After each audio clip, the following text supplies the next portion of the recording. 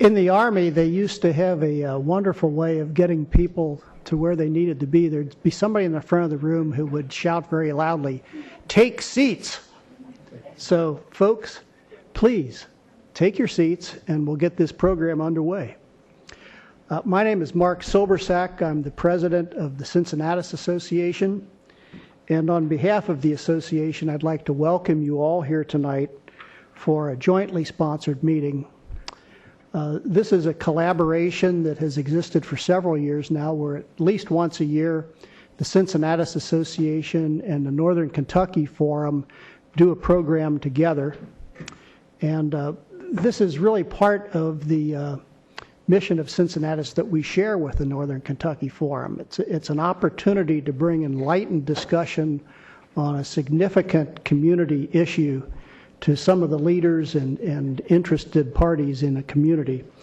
Tonight we have a program that will relate to the benefits of improved early childhood education and how that might help us develop the human capital in our area that we need to become an even better region than we are now. Cincinnatus, by the way, is one of many organizations in the community that has endorsed the bold goals that were published by the United Way a while ago. And one of those bold goals is to make a substantial jump in the percentage of kids in our area who enter kindergarten ready to succeed. You'll hear a lot more about that issue from our speakers tonight. I'd like at this point to ask the head of the Northern Kentucky Forum to take the microphone, but thank you all for being here this evening.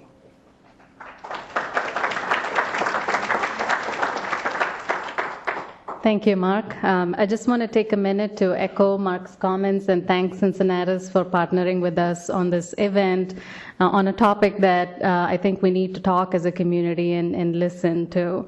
My name is Sharmili Reddy, and I'm the chair of the Northern Kentucky Forum Board for 2014. If this is the first time that some of you are attending our event, please check out our webpage. We have a lot of information about upcoming events as well. And just a quick note that our next event coming up is going to be a little bit different from what we normally do. We're going to try a web platform which is focused on the judge executive race in Northern Kentucky. And we're taking a slightly different route with that. There's going to be the same question posed to every candidate. So if you're not able to make it to one of the meetings that's being organized, this is a good way to know about the candidates. So please check us out on our website and get some more information on that. I'm not going to go very long with this, but as we prepare to get this event started, please put your phones on silent or vibrate. I see several reaching for their phones, so that's good. But we strongly encourage you to keep it out. Our goal is to extend this conversation beyond the four walls of this auditorium. So please tweet, please Facebook, post messages, and get others in this community involved in this conversation as well. With that, I'd like to introduce this evening's moderator, John Lomax. John is the anchor of Good Morning Cincinnati on WKRC TV Local 12, which means he has to get up about the time most of us go to sleep. So we are especially grateful that he is willing to be here this evening past his bedtime. Most of us know John, or at least feel like we know John. He's been part of our life since 1983 when Local 12 hired him to be a Northern Kentucky reporter. He has lived in Northern Kentucky ever since, and he understands our community. He was born in Knoxville, Tennessee, where most of his large family still lives. John's interest varies from cars to music, but the reason he's here tonight is because of his interest in the topic as well, early childhood education. And when we asked him to host this evening, it took him all but 1 second to say yes. With that, John Lomax, thank you and welcome. All right, thank you so much for that. And I do have a dog in the fight. I got a 4-year-old grandson, and I'm very interested to make sure that he can excel and succeed so that I can spend up all his inheritance before he gets it. But I am quite honored to be a part of this conversation tonight. Personally and quite anecdotally, I like to think that I'm convinced of the possibilities made available through early enrichment and education because I'm a product of it, if not a more conventional way of the way it's usually accomplished. My parents had little wealth. We didn't have anything. My dad was in the Coast Guard. I'm the oldest of 7 kids. I can remember that toward the end of the month we went on a vegetarian diet because we kind of had to. But my mom was a stay-at-home mom, and with 7 kids, we all suspected if she had a job outside of the house, she never would have come back. But I can remember as the oldest, I had an older cousin, a couple of years older than me, and my mom was convinced that I could do as well in school as she was exhibiting that she could do. And so I can remember my mom sitting me on her knee and reading to me from the newspaper every day. Every day she did this, and she would quiz me on words, not whether I understood the content. It took me until I was 25 years old before I understood what the newspaper writers were actually writing. But she would quiz me on words, and I was a functional reader by the time I was 3 years old, because my mom was able to concentrate that kind of energy in helping me to learn. And I think that that helped me to succeed in school. I was always a good student, and I won an academic scholarship to go to the University of Tennessee. And I think that opened up doors for me in ways that I never would have imagined. And it's all because my mom was bound and determined that I would do as well as an older cousin. Now, not everyone has a mother as dogged or as competitive as my mom, or really has the time or energy to do it. But that doesn't negate the basic premise that paying attention to young ones can pay off dividends in the future, or at least that's been my experience. And there was an online survey done by the forum about people related to this whole issue of early childhood education. And one of the comments was, "Educate me." And that is what we're going to try to do here tonight, is to educate you and perhaps answer some questions you may have about early childhood education. And our panelists will try to tell us why the business and civic community actually care so deeply about this, what the research says now about whether it's effective or not, what's happening in our area now, and what a program for early childhood education could look like. You'll have an opportunity to ask questions as well. There are question cards which you'll have, and you can fill out a question card, just hold it up, and one of the staff will come by and pick it up. And you don't have to do that right now, because as you hear the panelists talk, perhaps a question will strike you then, and then fill out your question card then and hold it up, and someone will come by and get it. And after they have their presentations, we are going to open it up for questions, and we'll try to get to as many as possible. This is being recorded tonight. I wanted you to know that, so that if you want to yell or scream at us, you maybe think twice about that. And secondarily, because it is timed, you may have a question you want to ask, and we certainly want to accommodate that. I don't want to appear rude, but I may have to cut you off for the interest of time when you ask a question. So It's much as you see people shut people up in television interviews. We're bumping up against a time limit, and I may have to just put the kibosh on a question, but it's not because I don't care. It's because the clock only knows one master. With that being said, we're going to get started. And our first presenter, each one of our presenters will have 10 minutes in order to present their background and what they believe about this particular important issue. And our first is Rob Reifschneider. Rob is President and CEO of United Way of Greater Cincinnati, which is the 9th largest United Way in the United States. After receiving his degree from Princeton University in 1975, he served several United Ways, including Cincinnati's, before becoming president of Metro United Way in Louisville in 1987. Rob returned to Cincinnati to become United Way's president here in 2001.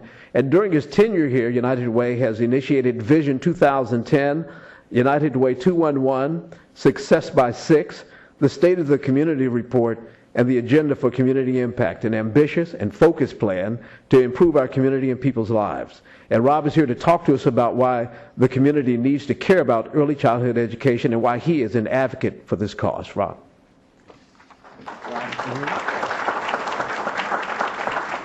Thank you, John. I think I'll use this mic if that's okay. I'm here, I've been asked to talk about the case for kindergarten readiness, and I suspect that in doing so, I'll be doing a little bit of preaching to the choir. But in the hopes that this will be a good dialogue with my fellow presenters, I'll plunge forward and we'll talk a little bit about why kindergarten readiness, and then we'll get into some of what's going on in our community.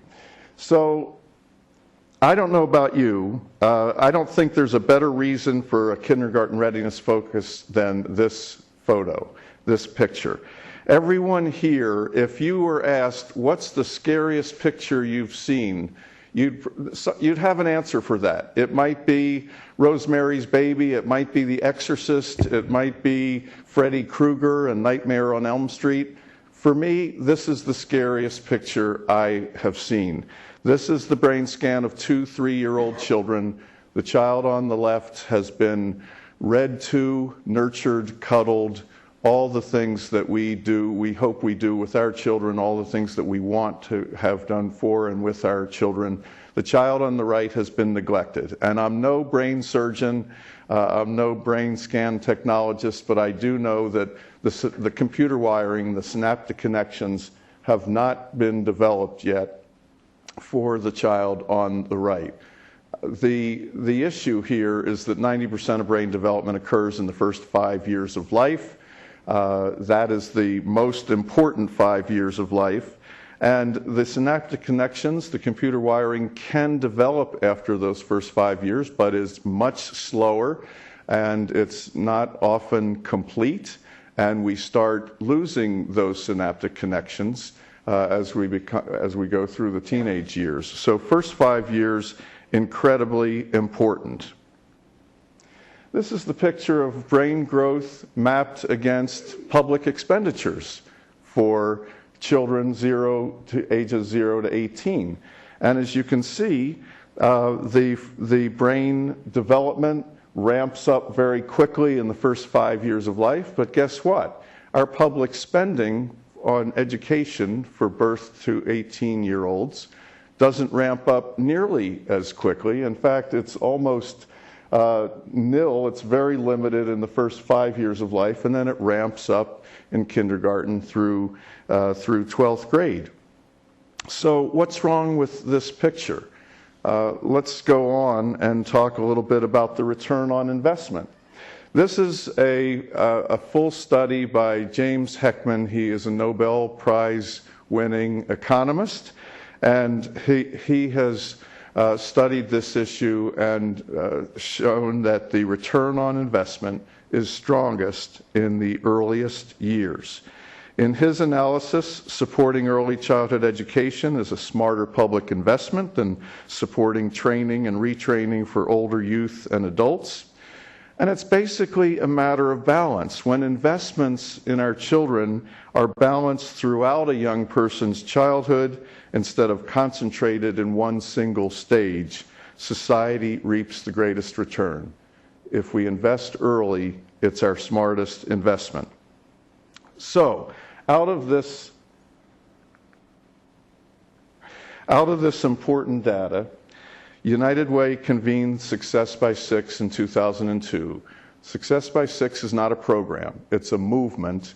It's a collaboration of a variety of folks, early childhood providers, early childhood education providers, the business community, the education community, many funders and foundations sitting around the table and trying to make sure that all children in our region are safe, healthy, and prepared to succeed in kindergarten. 4 strategic objectives. First one is community will, building community will and creating a demand for quality and for progress.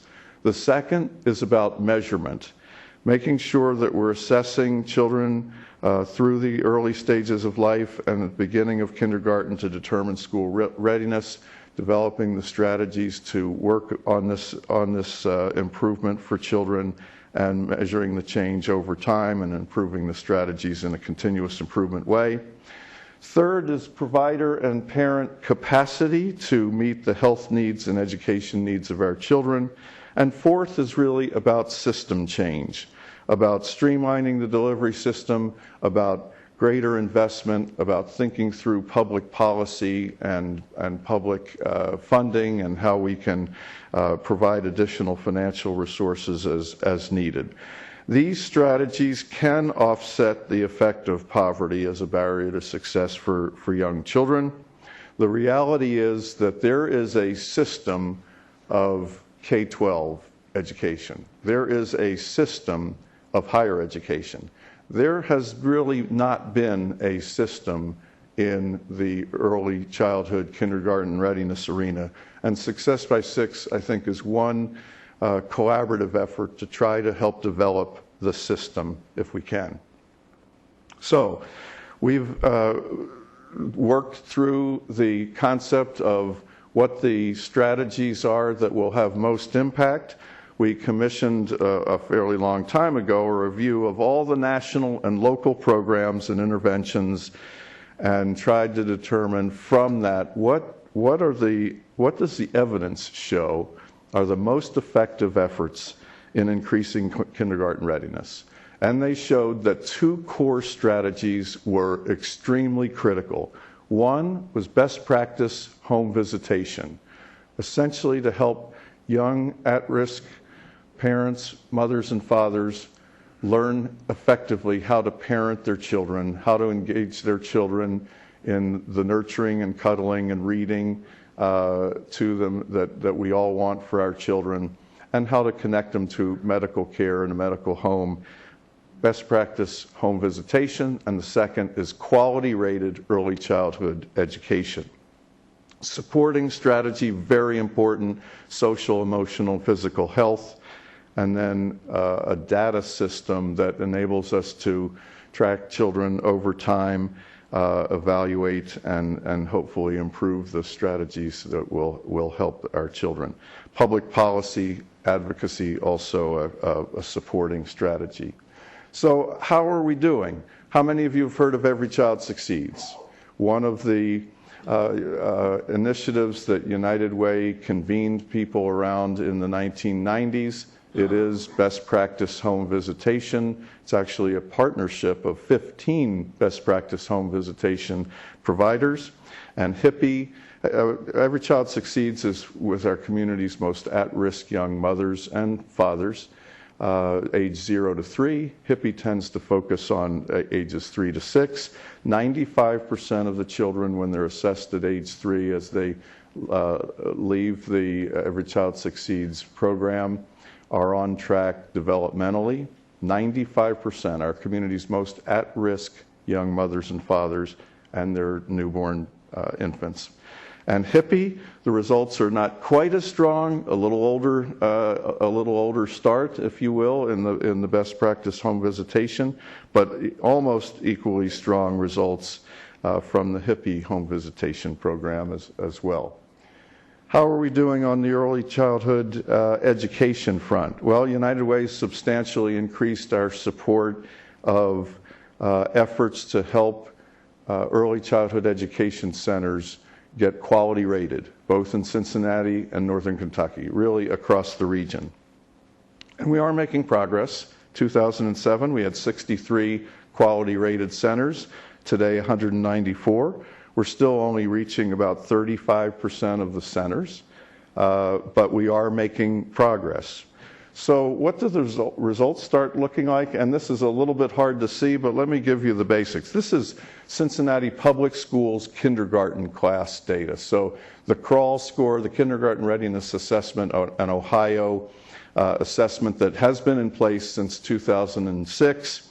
And all the interventions that Success by Six has brought partners together to work on to help children who are leading up to and entering Cincinnati Public Schools kindergarten classes. In 2006, 44% of the children were entering Cincinnati Public Schools kindergarten classes on target from a literacy development standpoint. We've been able to move that to 45%, to 48%, to 53%, to 57% over the last 7 years or so. That progress isn't enough. It's not fast enough. It's not enough. But we are making progress. We do know what works. In Kentucky, many of you know that the state has recently begun in the last year or two a statewide kindergarten readiness assessment. So we don't have really longitudinal data in Kentucky. So this is that 33% to 55%, 53% is really in the pilot year and then the first full year, and we're still we think we're getting good data now, but we're not banking too much on that yet because we've got longer to go with some longitudinal work in northern Kentucky.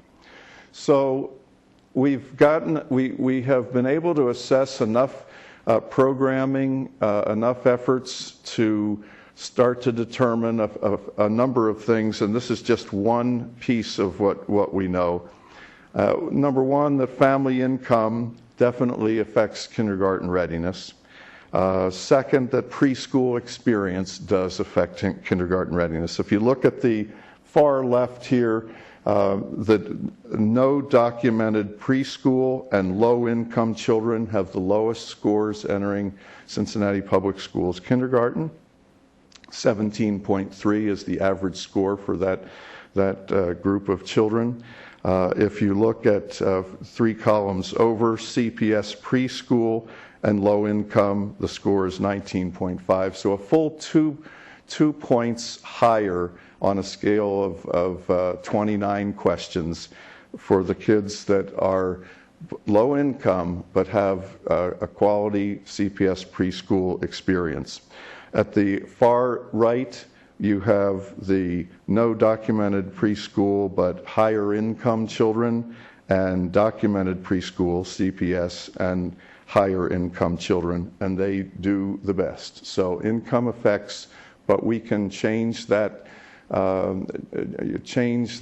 with intervention and with good quality preschool for our youngest children. So is there a fall off after kindergarten? You might have heard of stories that say there is a fall off after kindergarten. Kids can be ready and then fall off through third grade achievement. We do not have that experience, and we've been assessing this for a number of years now. Kindergarten readiness, this is again CPS entering kindergarten and then assessed 3 years later for third grade achievement. Children that are not on target for kindergarten readiness when they enter Cincinnati kindergarten classes, only 53% of those children are on target 3 years later for third grade reading achievement. Now, the good news is kids do learn during the first 3 years, and some of those children do kind of recover and achieve third grade reading proficiency. But is 53% acceptable? Look at the children who are on target developmentally from a literacy standpoint when they enter Cincinnati public schools kindergarten classes. Of those children, 91% are on target for third grade reading 3 years later. So the message here is that if we can get more of our children on target when they enter kindergarten, more will be on target in third grade for reading achievement. And third grade reading achievement is the #1 indicator for high school graduation. So 90% of brain development before age 5, 90% of public funding for 0 to 18 children after age 5. The return on investment is strongest in the earliest years, the Heckman research. Our collective impact strategies, Success by 6 and the various partners, are getting results. Kindergarten readiness leads to third grade reading achievement, which leads to graduation from high school. How much clearer does this picture have to be? As Jim Zimmerman, the founding chair of Success by 6 and retired CEO of Macy's, has said often, we know what works, we need to do more. And the Ounce of Prevention Fund says it all. Change the first 5 years and you change everything. I'll look forward to the dialogue. Thanks for listening. All right, Rob, thank you so much for that presentation. And a reminder, if you have questions, please write them down on your question cards and hold them up, and someone will come by and collect them when you're ready. Our next speaker is Dr. Helene Hart. Helene is an assistant professor of education at the University of Cincinnati Blue Ash College. She earned her Bachelor of Science in 1995 in Human Development and Family Studies at Cornell, and then completed her master's and PhD degrees at the University of Cincinnati, focusing on early childhood education and special education. She taught at Northern Kentucky University beginning in 2008, where her expertise in early childhood education became valued on campus and in the community, as it continues to be at UC's Blue Ash College. Helene also has considerable experience beyond the classroom. She was, for example, a therapist at a child learning institute in College Point. She also has taught preschool and has served as a coach to preschool teachers. Dr. Hart will talk to us about the research case for early childhood education, some of which Rob has referenced already, but Dr. Hart will tell us more. Dr. Hart.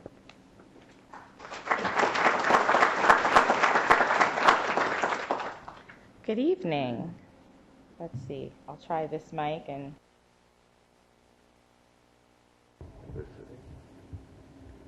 It's on. Hello? Oh, there it is. Oh, hey, okay. Hello, Northern Kentucky. I miss Northern Kentucky. I'm going to start with a quote, as I like to do. Education is not the filling of a pail, but the lighting of a fire. William Butler Yeats said that, and it applies very much to the research base for early childhood education, as Rob alluded to. That's partially about what we do with young children. It's not just about dumping information into them. It's about exciting them, engaging them. But it's also related to what we now know in terms of neuroscience and brain development. The brain scan that Rob showed is a great beginning to this. So a lot of the current research focuses on neuroscience. And so I'm just going to go through some key points that are related to educational neuroscience and also reinforce some of the things that we've known from developmental psychology, from early childhood research. The things that we've been building on from observing children over the years are being reinforced now with neuroscience. So one key idea is that experience matters at school and at home. And how that's related to neuroscience, the early years matter because in the first few years of life, 700 new neural connections are formed every second. That's that lighting of the fire. 700 new neural connections are formed every second. Neural connections are important for language, thought, skills needed for daily interactions, and what we know is they're enhanced by experiences. The flip side of that is negative experiences interfere with those connections. Chronic stress can have a negative impact on brain development.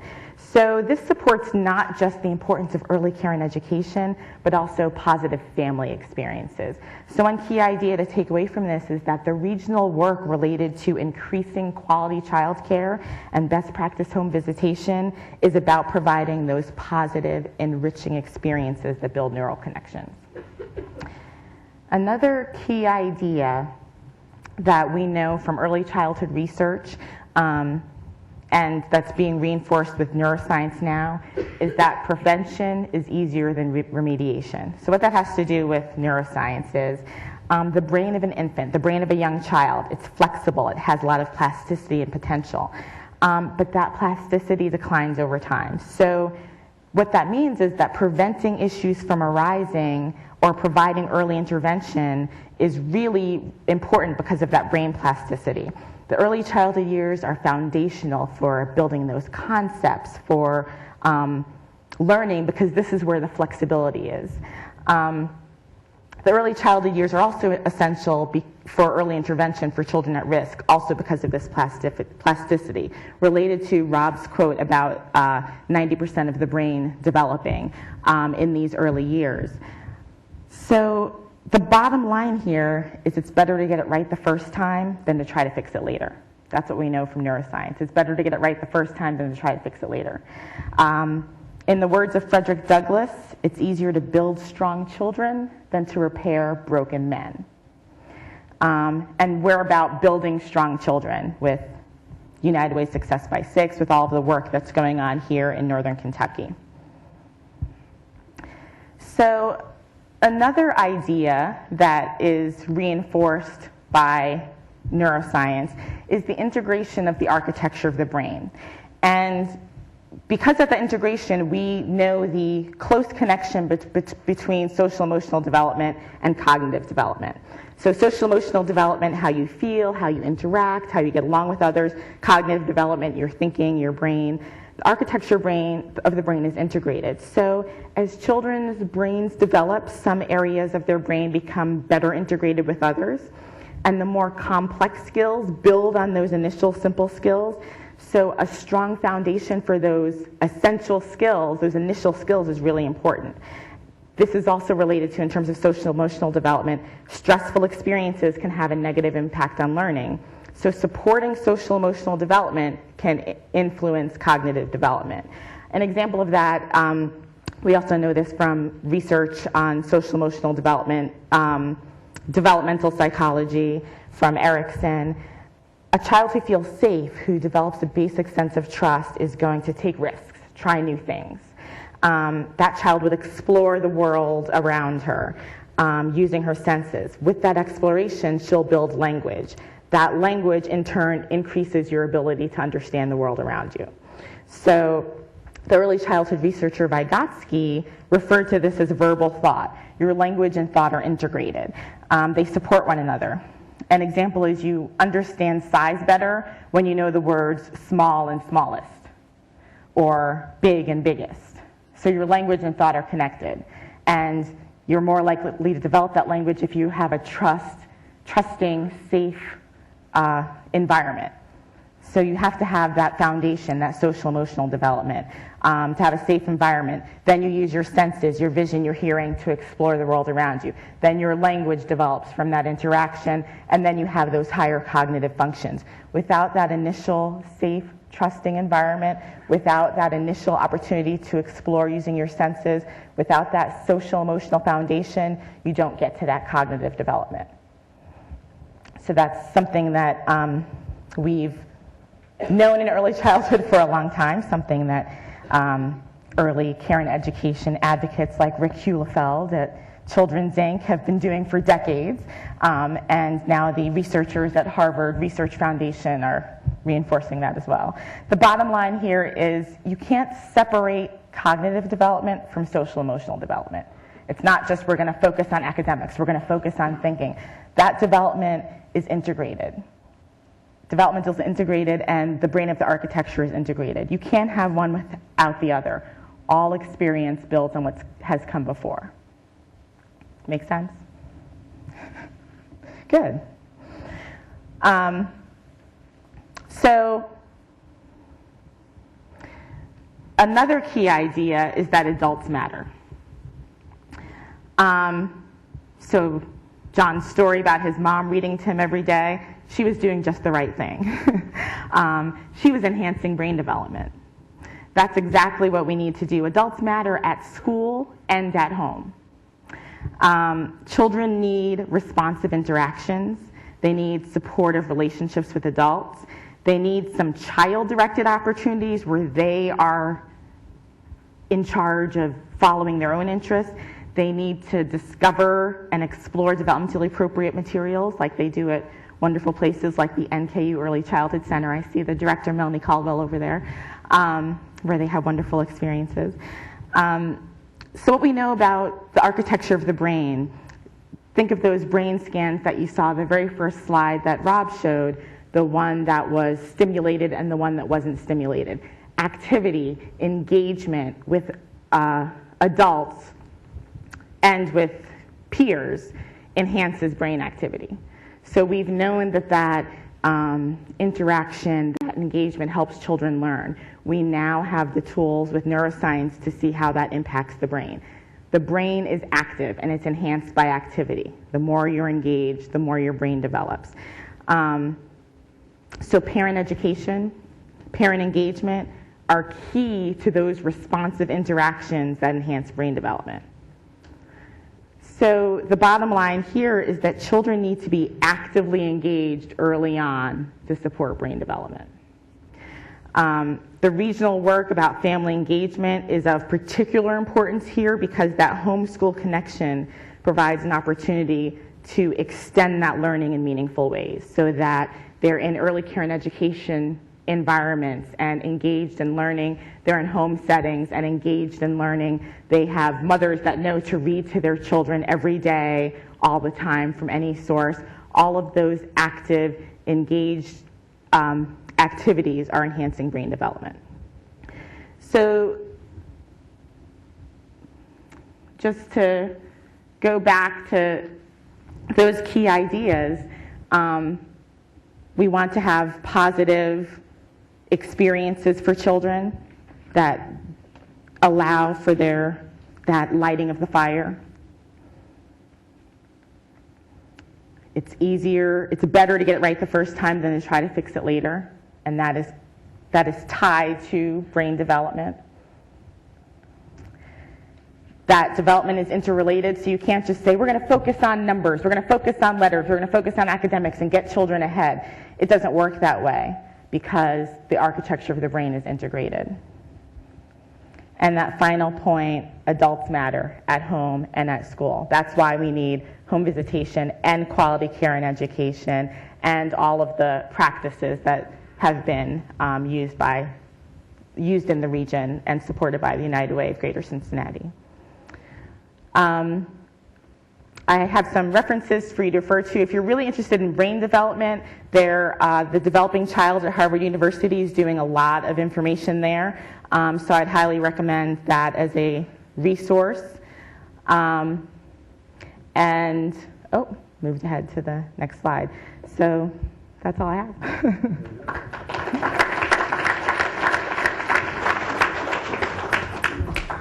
Thank you so much, Dr. Hart. Our next speaker, Greg Landsman.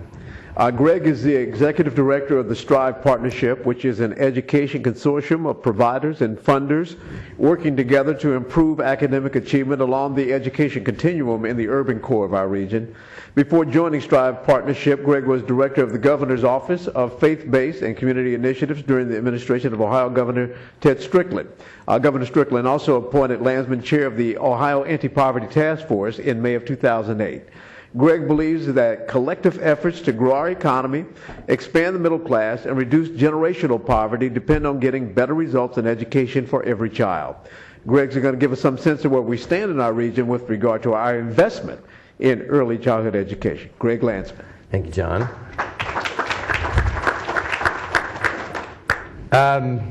So how many of you have heard the preschool promise?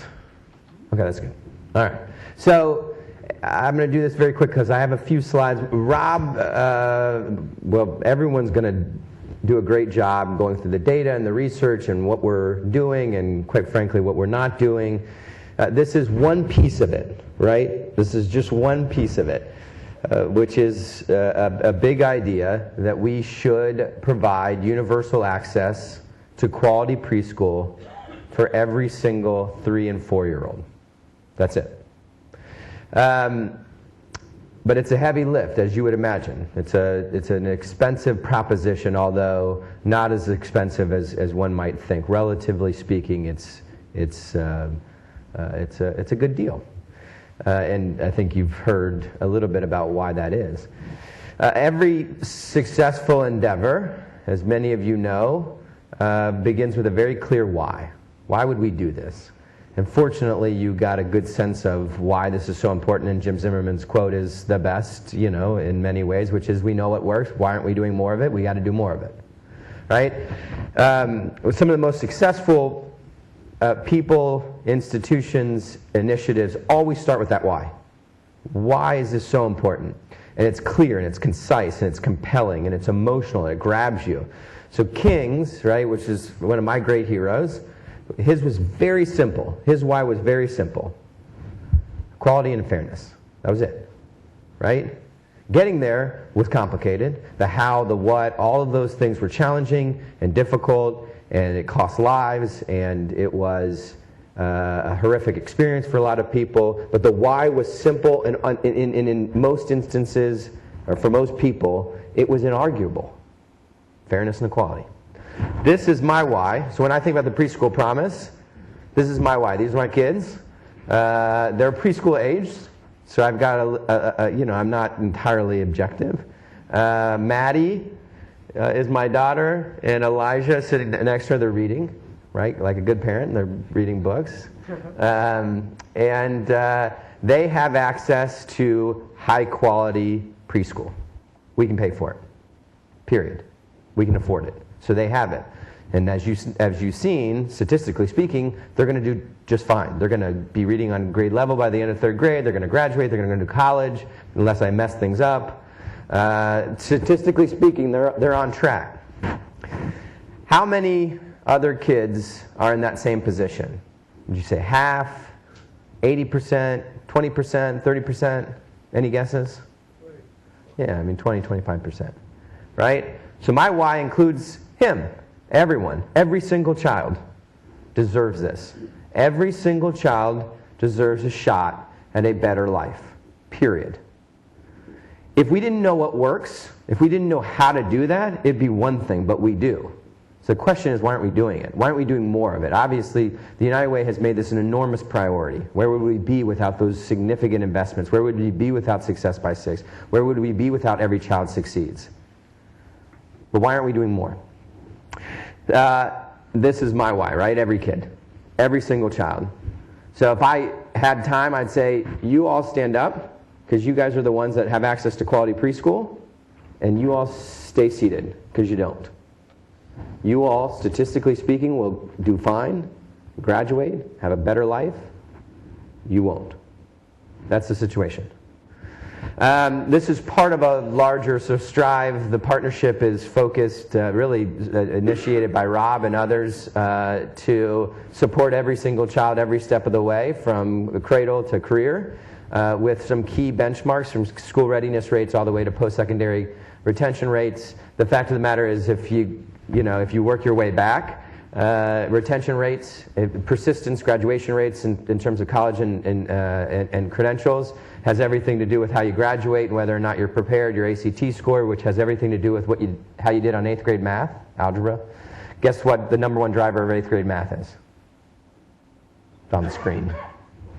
Yeah, 4th grade reading, 3rd, 4th grade reading, and the big driver of early grade level reading? Kindergarten readiness. Pretty simple.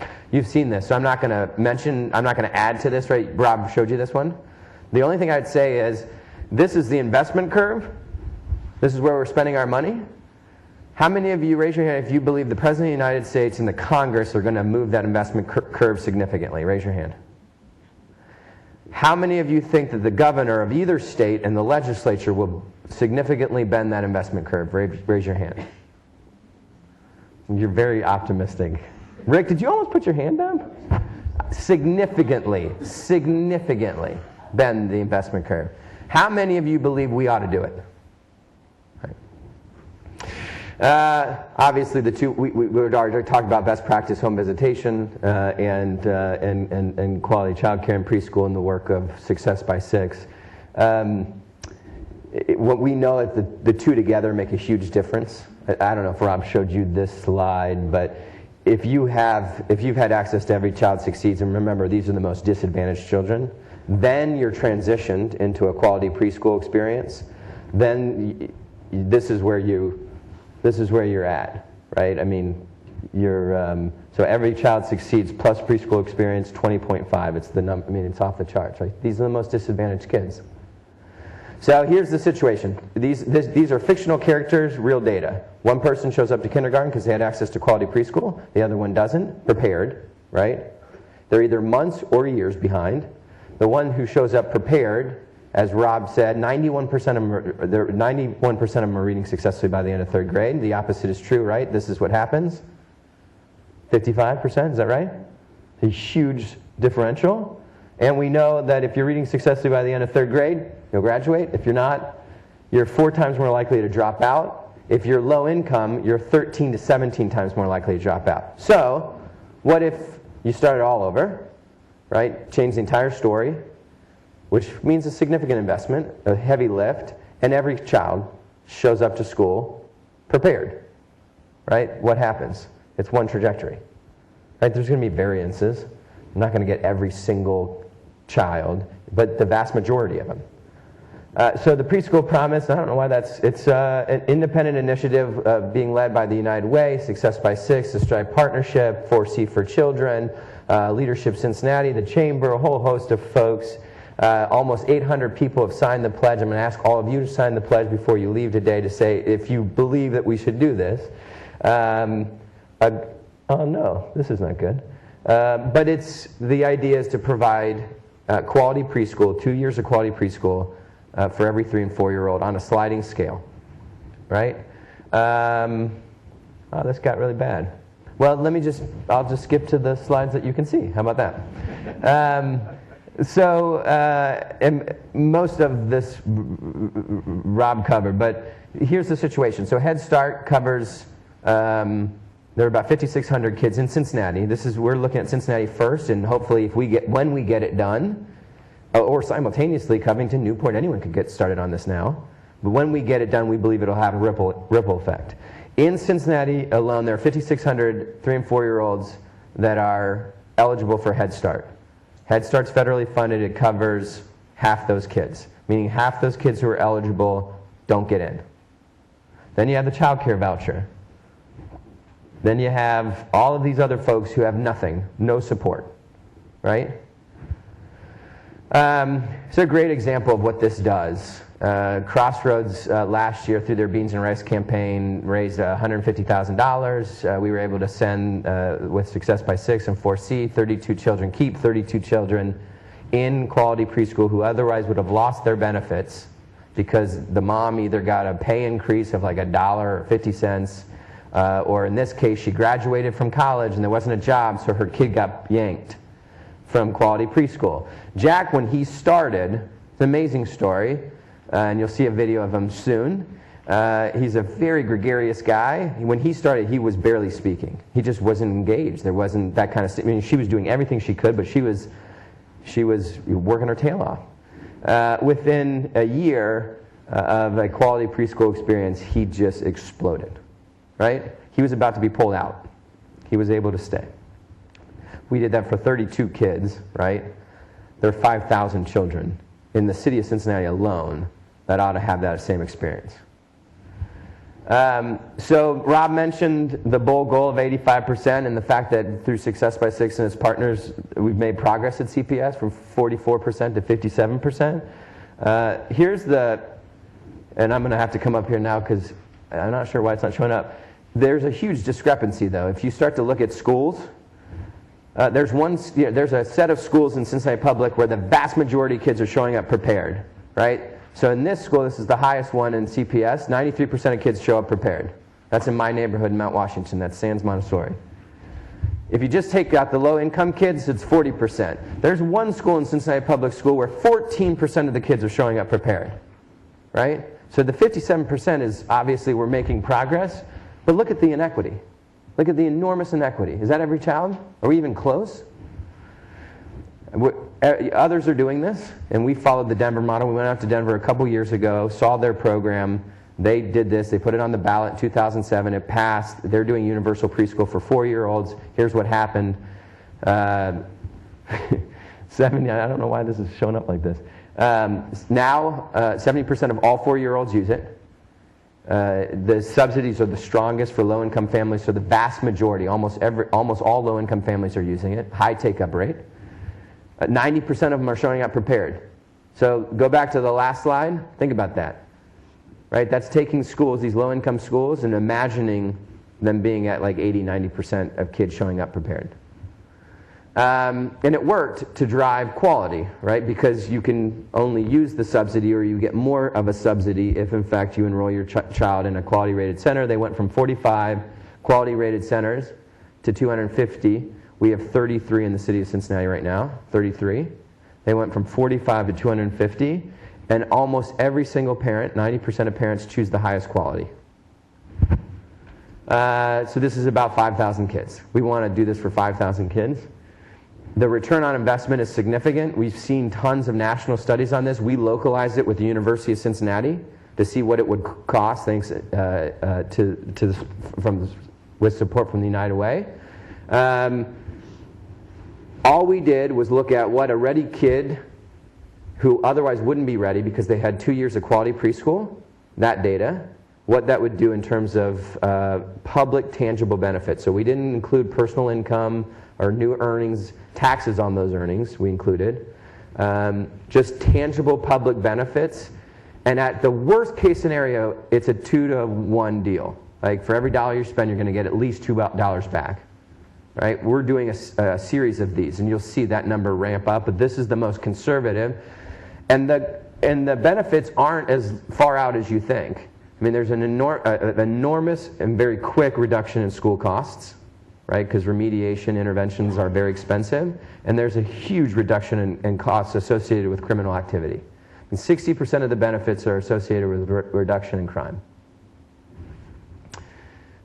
All right, you can't see this. Here's the reality. We have the second highest child poverty rate in the country. It's harder to move out of poverty than in almost any other city in the country. We are going to probably hold back 600, 700, maybe 800 kids who aren't reading proficiently by the end of 3rd grade. That's going to cost our school district about $5 to $7 million a year, right? And they're more likely to drop out. And we've got 30,000 jobs that are going unfilled. So we've launched this campaign with the United Way and Success by Six and a whole host of others to build significant community will for this, right? And this is one of my favorite ones. This was at the Museum Center, and we've asked everyone to fill these out. There's hundreds of them. But it's a great picture of where we ought to be. And so we're asking people to get involved. Can't read it. We've trained over 100 ambassadors. It's about a 60 to 90 minute training, almost all of whom have agreed to host a house party. The house parties have started. We have 3 this week so that we can get in front of other people. And we hope you would consider signing the pledge and becoming an ambassador. Whether you live on this side of the river or not, if we get this done or when we get this done in Cincinnati, it will have a significant impact on whether or not other municipalities try it out and what the country decides to do. We want to be the first in the nation to do it for 3 and 4-year-olds, quality preschool for everyone, and to do it right, to get it right, to have the most impact possible. That's it, except for I will tell you, and there's a survey here. Rick, did you do the survey? In the inside of your, you all took it. So this is you took the survey, right?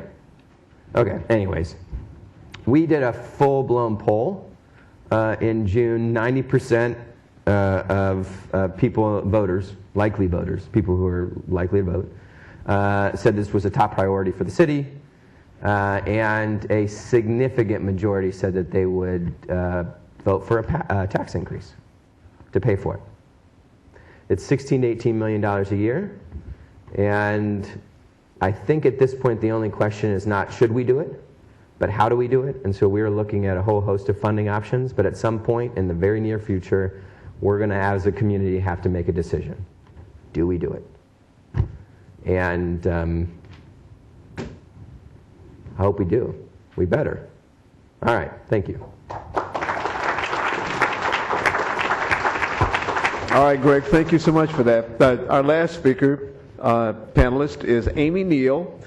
Amy is the Success by Six manager for Northern Kentucky. Success by Six is a national United Way initiative in more than 350 cities across the country, all focused on improving school readiness through local community change.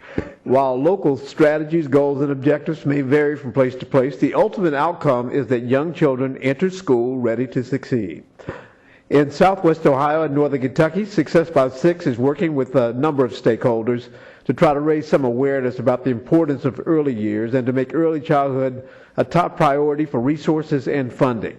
Among the Success by Six partners are school districts, the area businesses, the nonprofits, parents, community leaders, and public agencies.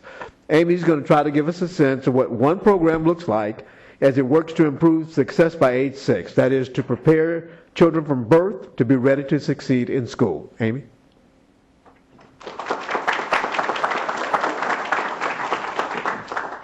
I think can y'all hear me? I'm gonna copy off Rob. He's my boss, so I think that's a good move. Y'all let me know if not.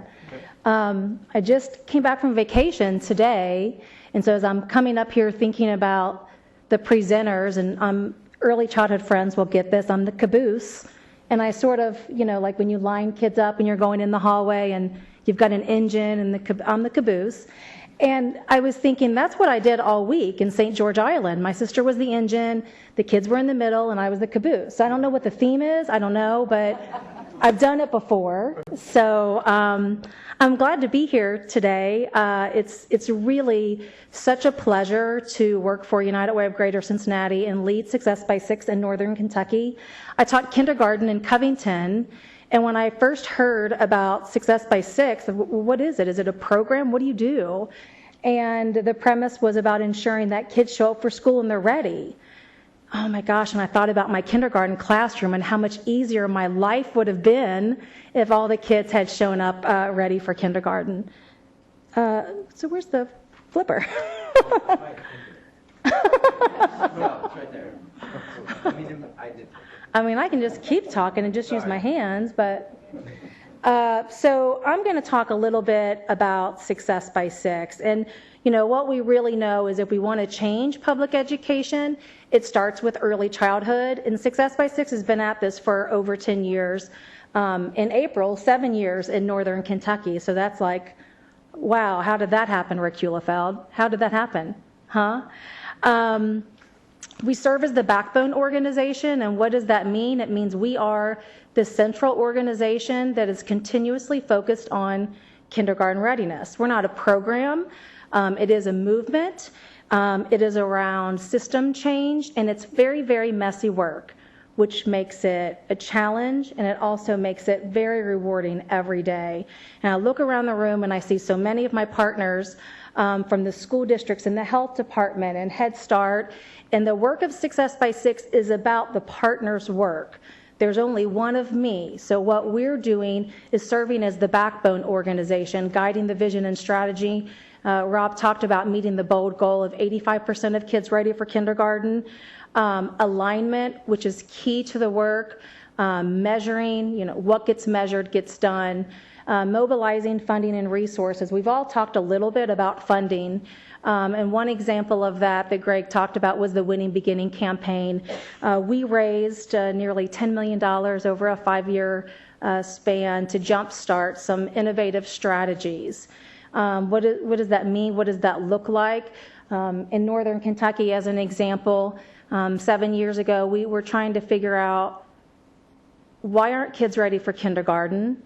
And as you can imagine, there were a million reasons why. But what we found out was half the kids were in child care centers and half the kids were at home. And so then we said, well, tell us more about those child care centers. What about those child care centers? And we learned that not nearly enough of those centers were offering high quality experiences for children. They were meeting minimum standards and guidelines. So the Winning Beginnings campaign allowed us to be very innovative and allowed us to look at existing resources, strengthen those, connect some dots, and create a project called Coaching to Quality, where child care centers are receiving on-site coaching, and we've seen a huge jump in the amount of child care centers who are now in the voluntary rating system. So, you can have a room of very committed and passionate individuals. And those arrows can go this way and this way and this way, and we can be all over the place. And it's exciting sometimes to be in a room like that, but that's not going to create impact. And so what we know is work around collective will and accelerated action. That's what's going to get us to collective impact. And that's hard. That's really hard because it's about agencies and programs and projects who've been doing the work for years. You're asking them to say, how's that working for you? Dr. Phil says that, or he used to say it back in the day when I watched. I'm like, how's that working for you? Well, we don't really have any results, but we've done it forever, and we just love it. And so it's really hard to challenge folks to say, what's the impact in that? 7 years ago, when we started, Helene Hart was right by my side as we worked in Northern Kentucky, and we were asking how many kids are ready for kindergarten, and guess what? Nobody knew the answer. And then we said, well, what does it mean to be ready for kindergarten? And guess what? Nobody knew the answer. So in Northern Kentucky, we just, put up our bootstraps and we said, well, let's figure out what it means to be ready for kindergarten. That's the collective energy and action that Success by Six is leading. We utilized our resources. Helene Hart over at NKU, we utilized our partners to say, what do you think it means to be ready for kindergarten? We looked at the national and the local research. And then we met with every single superintendent in Northern Kentucky, and we said, this is what we think means ready for kindergarten. Will you buy this? And they said, yeah, we sure will. And that's where we started, and that's been the foundation of our work. So that's collective impact, not Children Incorporated saying, we think kindergarten readiness is this, and Head Start saying, well, we think it's this. It's us all holding hands, and it's all making some changes to better Northern Kentucky. The other piece that's just really, really important when I think back to the early work of Success by Six is adopting a continuous improvement model. And it really was about no more throwing something against the wall and just hoping it would stick. We can't do that anymore when we're talking about children and entering school and what we know about the research and what that means by third grade and so on and so forth. So we were going to use data, we were going to make decisions based on data, we were going to make investments based on data, and we were going to stick to it. We were going to learn from what didn't work, and we weren't going to be ashamed if something didn't work, because we learned from it, and we fixed it, we tweaked it, and we just kept on moving. And I believe it's a framework that our partners in Northern Kentucky, really embrace, and I think that it's gotten us to where we are today. If we think about the data that we had in Northern Kentucky, oh, there goes my arrows. That's collective impact. All the arrows going in the same direction. If we think about where we were 7-10 years ago in the region with early childhood data, it's crazy how far we've come because we were so data poor. And now there are so many children where we know where they are developmentally. Are they on track or not? And that's the key. If we wait till kindergarten to say well, they're not ready, that's a little bit too late. So the key is the earlier the better, learning whether a child is developmentally on track. So let me tell you just a little bit about our regional approach with Success by Six. And it is around building on continuous quality improvement, expanding data and research. And I will say, data is an evolution. It's tricky, it's hard, It's scary, it's expensive, it's all of these things. You know, people, oh, they're 4. Well, are you going to give them a test? It's all about doing it the right way, and that's why we've got our early childhood experts always at our table, making sure that we're doing things the right way. It's about scaling innovative strategies. I talked about coaching to quality and the big success that we've had there. Why would we stop there? We know what works. So how can we scale that? You know, we're working with 30 child care centers in Northern Kentucky. How can we work with more? I mean, there's no reason to go out and reinvent the wheel. We know what works. And then testing those new and promising practices. It's not only about sustaining, but accelerating our gains. If we think about CPS, we've got 871 kids. Cincinnati Public, that's the gap for the bold goal. Northern Kentucky, over 1,500 kids. That's the gap to meet that 85% ready for kindergarten. And I can't stand up here without saying that we can't expect immediate results as well. We should monitor the work, we should have very high expectations, but lasting change is an evolution, and so it is going to take time, and we've seen that with the work. So a lot of this is just based on what Dr. Hart mentioned with Early Childhood 101. I wasn't taking notes, but I've heard her spiel before, so I think I knew some of it. I'm not sure. So we've got key strategies. When we talk about how many kids are ready for kindergarten and all the different reasons why kids come to school and they're not ready, we could be out there working on so many different strategies. But then you're spread very, very thin, and you end up doing a lot of things not very well. So we have some very key strategies that we are focused on. I talked a little bit about the quality of childcare, and we've all heard this evening about how experiences matter. It's so important. Those children are, if they're in childcare, 7, 8 hours a day, 5 hours, 3 hours, wherever they are, children need high quality experiences. We've had a lot of success with a pre-kindergarten parent workshop where we're inviting families into schools years before their child ever enters school so that they can have a good experience in a school, so that they can learn how they can use everyday moments as learning opportunities. Data and measurement, I already talked about. What gets measured gets done, and we firmly believe that. We do know what works. We've talked about the 30% increase in the kindergarten readiness scores at CPS, 208% increase in the number of child care centers who are in the voluntary rating system in our region. That's phenomenal. If you know a child care center who is in the STAR rating system, say thank you and congratulations, because it's hard work. We talked about how our children are doing in best practice home visitation. They are developmentally on track. And we're very proud that we are seeing some behavior changes at our pre-K parent workshops that we call Born Learning Academies. 80% of those families are saying that, yes, we're using what you're teaching us at home. And so what's next is we have to build on our strengths. We have to continue to focus on alignment and integration, which is tricky. But it's also key. Expand data, our research capabilities, and scaling those innovative strategies. A big piece of the work is connecting to existing regional projects and programs. They include the Northern Kentucky Education Council, STRIVE, Vision 2015, Agenda 360, and we don't ever want to be out there doing anything in our own little silo. We want to make sure that all the work is integrated. And about 7 years ago, somebody who was very, very smart told me that it really is about accomplishing more together than any one organization can do alone. And I've just never forgotten that, and that's what we're really trying to do through Success by 6. So, thanks.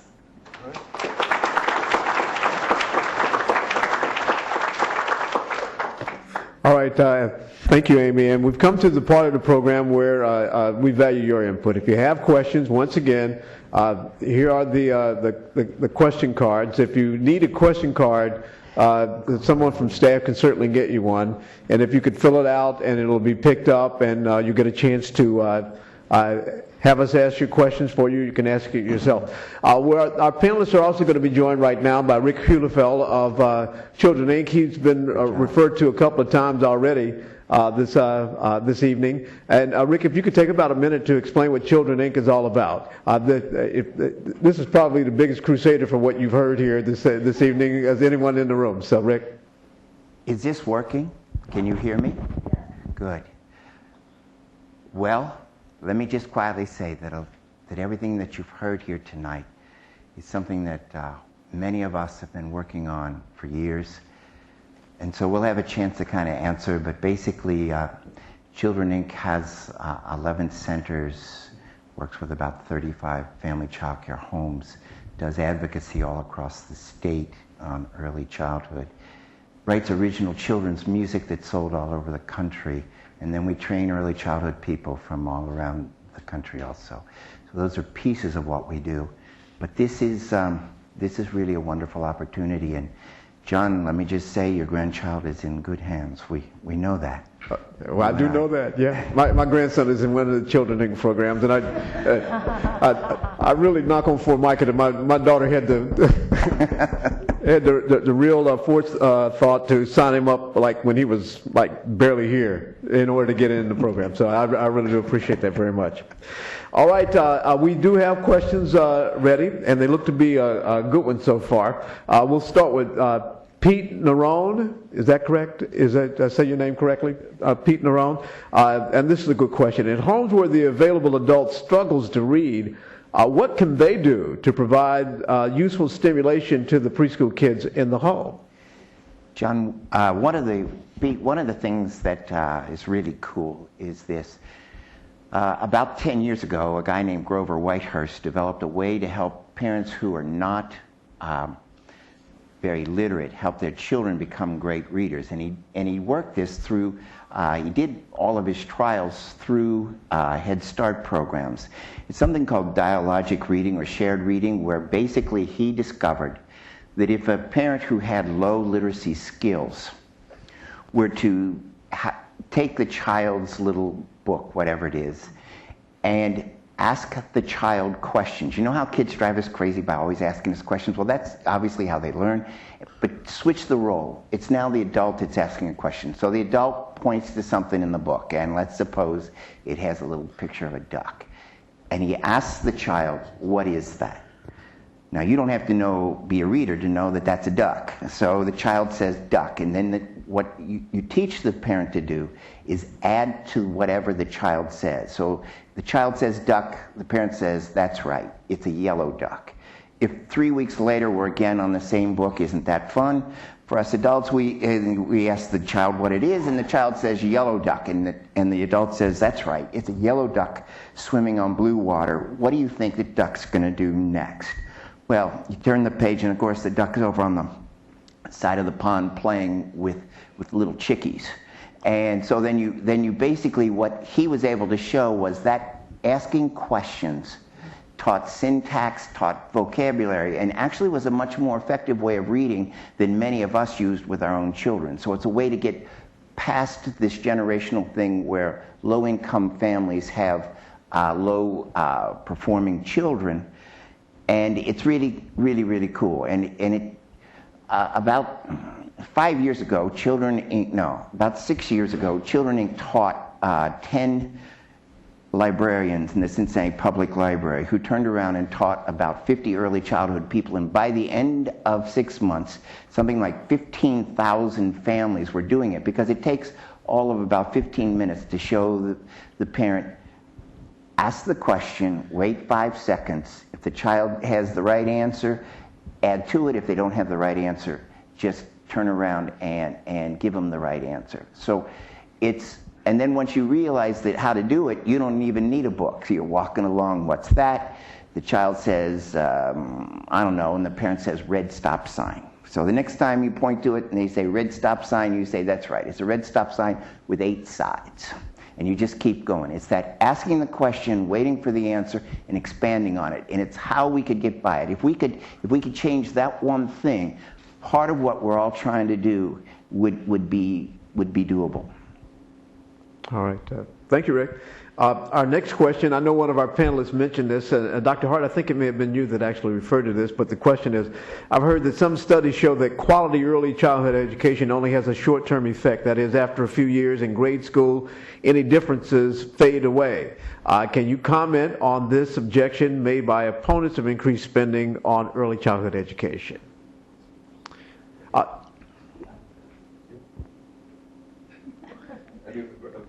Rob, yeah, we'll all mention it. Rob mentioned it too.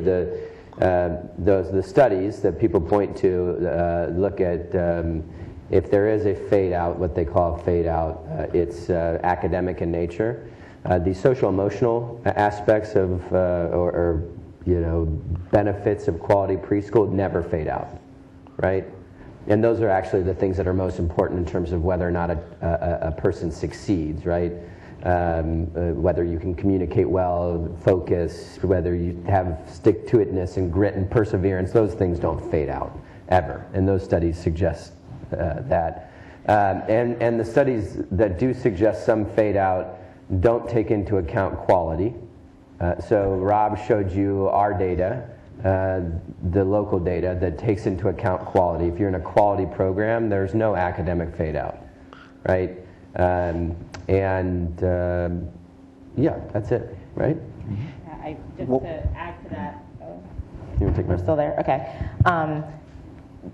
Some of the foundational skills about how to be in school, about how to be a learner, about loving learning that stick with children occur in quality preschool programs. They occur when you engage in programs like dialogic reading. When you're doing dialogic reading, children learn strategies to be better readers by asking those questions. When children are in quality preschool programs, they're learning how to be in school and how to be learners. My brother learned to read at 3, and he's in his 30s and doesn't pick up a book now. He doesn't love reading. He doesn't love learning. Quality preschool programs instill that approaches to learning and that love of learning as well. John, one other thing, we see less convergence in the later grades where kids who did not attend high quality and kids who did, some of their test scores, as Greg said, converge. Where we see less convergence is when high quality programs help families be more effective. That's an ongoing payoff all the way through the life of the child. So the best examples that show just a real change for many, many years are the programs that not only were high quality in and of themselves, but also understood that part of their job was to help families be more effective. In order to get the state of Ohio has a new star rating system. In order to get your 4th and 5th star, you have to have that last piece, which Rick talked about. You have to have a really strong, robust parent engagement effort, and that will have even more impact on whether or not kids succeed. We've made several references this evening to high quality programs, and obviously the state of Ohio has some standards by which that can be measured. Is there any unanimity of thought about what constitutes a quality program, so that one in Kentucky is going to look like one in Ohio, is going to look like one in Indiana? Right. John, I chair the Governor's Early Childhood Advisory Council, and we have stolen everything Ohio has created in the last 3 years. So there will be great similarity in how we measure quality. And basically the difference is going to be, what's going to be an improvement for Kentucky is in 3 major areas. First one Greg mentioned, which is tell us how you're helping families be more effective. The second piece that we stole from Ohio was very simple. Tell us how you're using assessments, informal and formal assessments, to tailor what each child needs. And then the third area is what every educator always knew. Tell me about the quality of the interaction between the child and the teacher, because what we know in our field is very simple. If a teacher is responsive and supportive, they can stimulate that child in sort of a serve and return kind of interaction. When we see that, We see the families engaged and therefore much more informed about what to do. And then we use assessments to measure what does this particular child need now. We can drive high quality. So we will see great similarity between Kentucky and Ohio, because I personally have been stealing Ohio stuff and bringing it down. You don't have to reinvent the wheel, right? That's right. All right. Yes. Here's our next question, and it's a clarification. John Simpkinson, he wanted to know this $16 to $18 million figure per year for children, the expenditure. For what number of children is that? 5,000. 5,000? 5,000. All right. That answers that. Which, by the way, the $16, $18 million is a percent or 2%, depending on which CPS budget you look at. It's a 1 to 2% of the entire district's budget. Oh. Relatively small. All right, and this gets back to the uniformity of how things are done. What tool does CPS use to measure kindergarten readiness? Is it the same screening tool as used in Northern Kentucky? It is different. The kindergarten readiness tool that all of Ohio has been using is it's called the crawl score, the kindergarten readiness assessment for literacy. It is only about literacy, rhyming and not about social, emotional, and so on. Kentucky, most recently in the last year or two, has developed a first statewide assessment. It's the Brigance. Mm-hmm. It's called the Brigance. And it includes social, emotional, behavioral, and literacy. And so the Ohio is now moving to a more complete kindergarten readiness assessment this year. And frankly, that's the state of this art. In continuous improvement, the assessments get better. And what that means is the baselines change. So when we look at data over time, we're going to see, frankly, we're going to see some charts that have children, going this way in terms of percent readiness, and then the next year the statewide assessment may change, may drop some, and then we'll start again.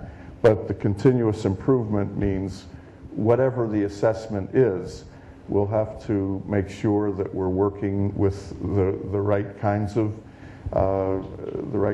learnings and the right kinds of behavioral, social, emotional work both with the parents and in the preschools to get kids ready.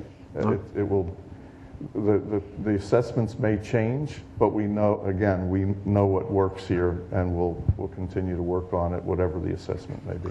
Our next question kind of dovetails into that. Kent Friel asked, Kent? Yeah. Kent asked, what is the impact of childhood trauma on early childhood education? It has been mentioned that you can't separate the emotional from the cognitive kind of development of a child.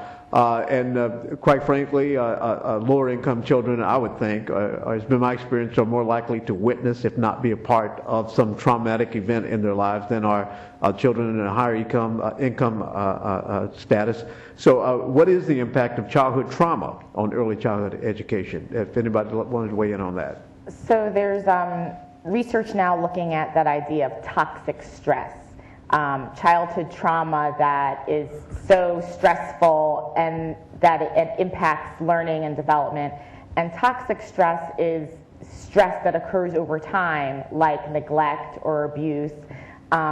So that's related to some of the work in parent education and parent support and parent engagement to give them the tools to better engage with their children. But that is a big challenge and need. Also, for example, the work that Children Inc. does with their social emotional development, the music they use, helping children to develop the skills to identify and express their emotions can help with some coping strategies.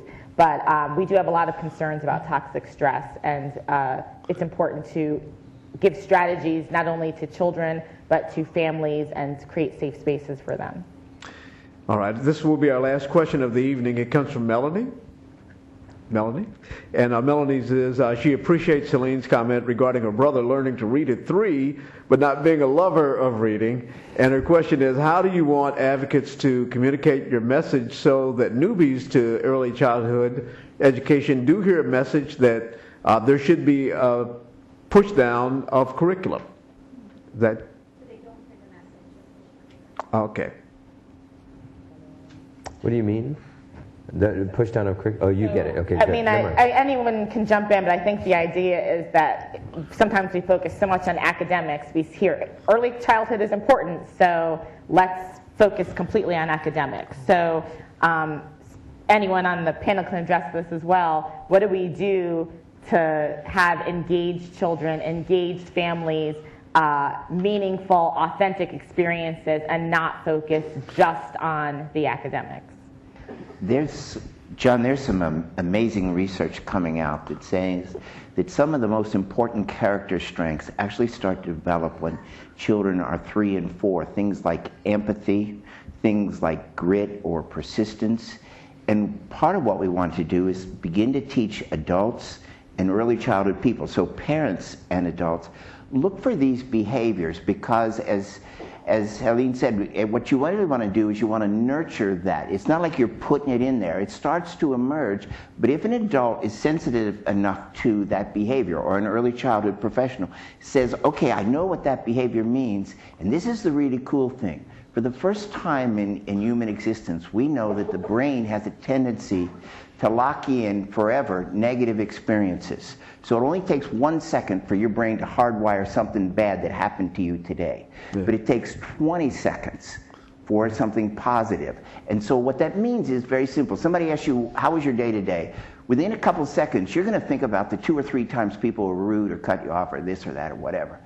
But most of the time it was neutral to relatively positive, but you don't remember most of those. So what you want to teach an adult to do is see these behaviors, and then here's how for 20 seconds you help the child focus on it so it becomes part of their working memory. Once it's part of their working memory, it becomes part of how they think of who they are and how the world is and how they should behave in it.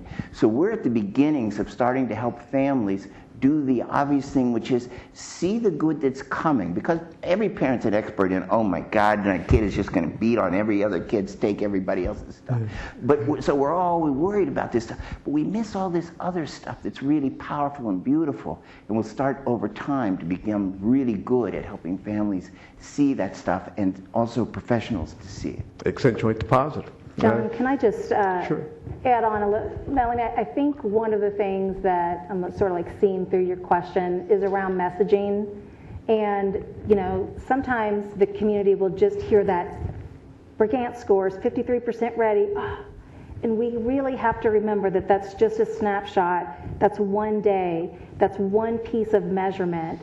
And so what gets measured gets done is very important. But we also have to remember that that's just a point in time. It's just one piece of the puzzle. And so I think it's very important that as a community, we help to send that message. All right. We'll wrap up this evening by giving each of our panelists a minute or so to give you a final message. We'll start with Rob. There are a lot of ways that you can engage in this work. Greg gave the most visible and important way right now, the preschool promise. But there are lots of other ways to engage through Success by 6, through Every Child Succeeds, through your local early childhood education centers, Rick's organization. Find a way to participate, find a way to engage. Help us with this, with the movement of getting every child prepared as they enter school. All right, Helene? I'll just repeat one of my thoughts from my talk earlier, that it's easier to do it right the first time than to fix it later. And so we have to figure out how to do it right the first time. I believe strongly, based on the data and what happens to kids who have access to these early, positive early learning experiences and those who don't, that this is the social and moral justice issue of our time. And it's probably one of the most significant economic imperatives if we want to remain competitive or become more competitive.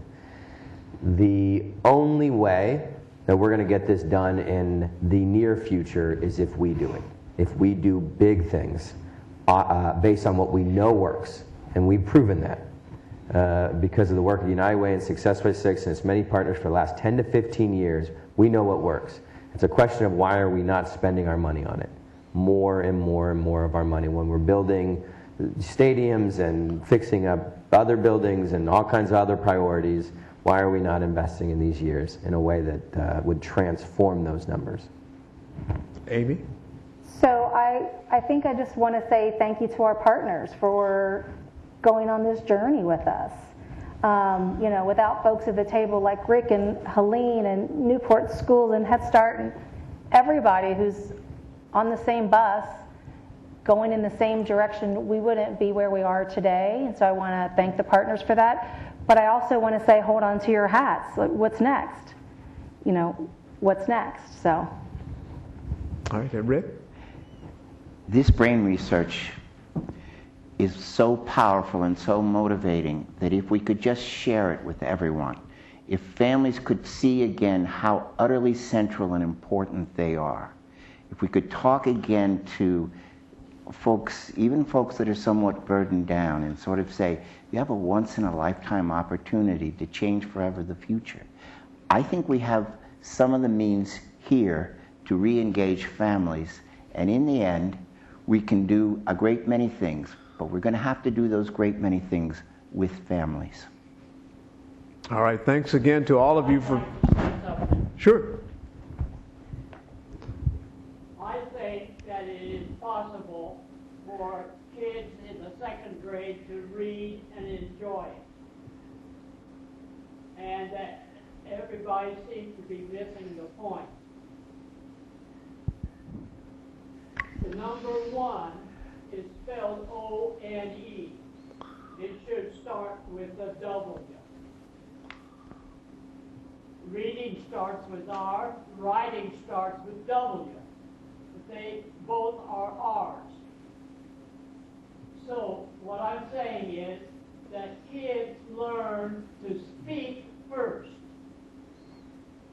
And the English language should be changed so that each letter of the alphabet represents one sound and that everything is spelled that way.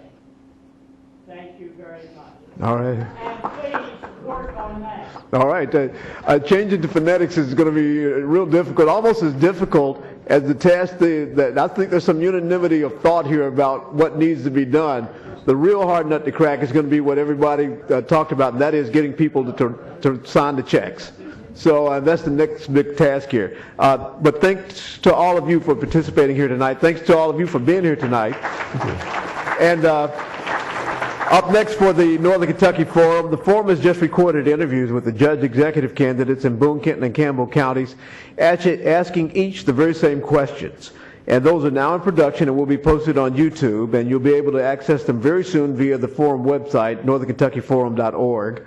Also, the forum invites you to NKU's Digitorium at 7 p.m. April 23rd for the only Northern Kentucky screening of a new documentary, Kentucky Governor's Mansion, A Century of Reflection.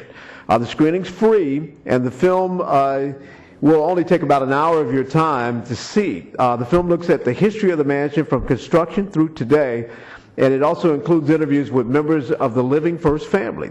And as a bonus, the director will also attend for a Q&A with the audience after the film. Thank you to the Mets for hosting this, the Northern Kentucky Forum, and the Cincinnati Association for your organization of tonight's dialogue. Tell your neighbors what you learned tonight. Take care.